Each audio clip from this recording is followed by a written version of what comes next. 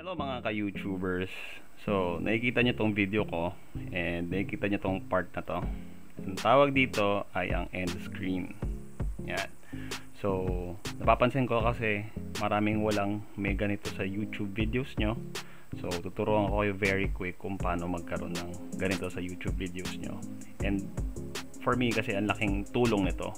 Especially kunyari ang niche mo is how to, or kung may iba't iba tayong mga niche tapos meron tayong part 1, part 2, maganda magkaroon ng mga end screen na tulad dito para isang click lang ng mga viewers natin mariredirect na sila sa video na yun. Katulad dito, kinlik ko and mapupunta na siya dun sa video na yun. Balik tayo dito. So syempre baka sabihin nyo sa akin meron namang suggested. So given na merong suggested videos, malaking bagay pa rin yung end screen kasi nga you can put at least 2 of your videos here sa end ng video nyo. Okay, yan, so makikita nyo yun. Ito yung ending message ng video ko,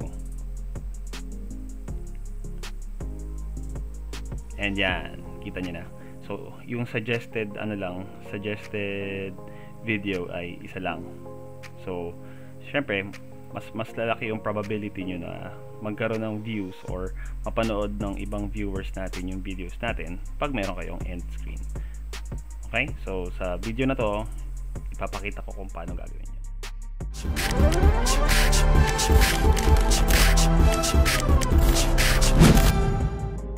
Okay, so dalawang way kasi yung pag-upload ng or paggawa ng end screen. So ngayon ipapakita ko sa inyo the moment na mag-upload kayo, and then mamaya naman what if nakapag-upload na kayo at hindi nyo nagawa yung end screen. So ito lang muna, sample video lang muna tayo. Okay, so mag-upload tayo nyan. So dito nyo ilalagay yung mga title, lahat yan. Okay, by the way, in the future videos tuturuan ko pala kayo kung paano magkaroon ng tags dito, yung mga effective tags. So abangan nyo na lang yan. So ngayon so end screen tayo. So lalagay nyo yung description nyo, ganyan. So yan, monetize. Sige, kunyari para kailangan yatang sagutan lahat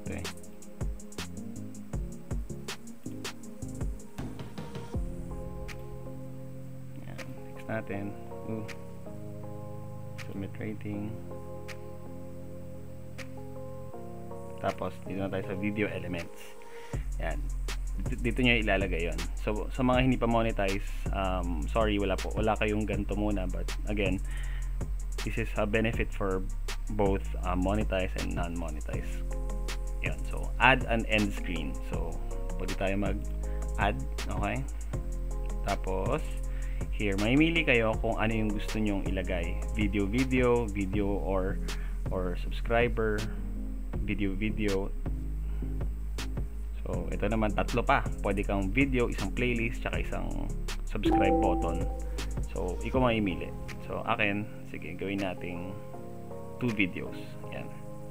So kayo rin may option kung saan nyo gusto ilagay. Pwede nyo itabi dito, pwede rin, depende. So pwedeng iganto. And then you have to go to choose specific video, kasi pwede namang allow YouTube to select a video. So hayaan nyo si YouTube gumawa or mamili ng video para sa inyo, or you can choose your own video. So ako for example ito, and then after ko i-click yan, I'll go to this other one, and then i-click nyo ulit to, and then yan, birthday party. So yan, sisave nyo lang yon, and magtutuloy-tuloy na yun, and then ipapublish na lang. So ngayon guys, ituturo ko naman sa inyo yung paano naman pag nakapag-upload na tayo tapos wala pa tayong end screen. So ayan, punta tayo sa YouTube Studio Content, and then go to details.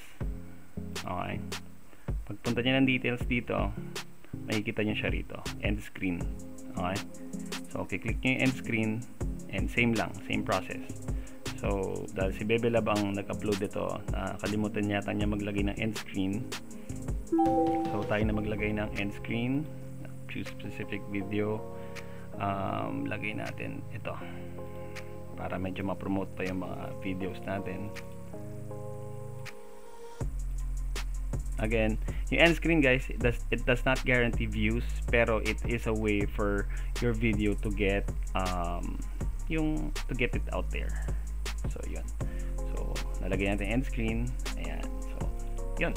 So ganun kadali lang maglagay ng end screen sa mga videos natin. So wag natin i-miss yung opportunity na ma-publish natin yon or makapagdagdag tayo ng added viewers sa mga videos natin. So ayun lang, thank you so much guys, and I hope you like this video. If you do, please click the like button and then subscribe tayo or comment tayo pag may mga tanong tayo, or if meron kayong mga gusto pang tutorials. Thank you so much guys. So ulitin.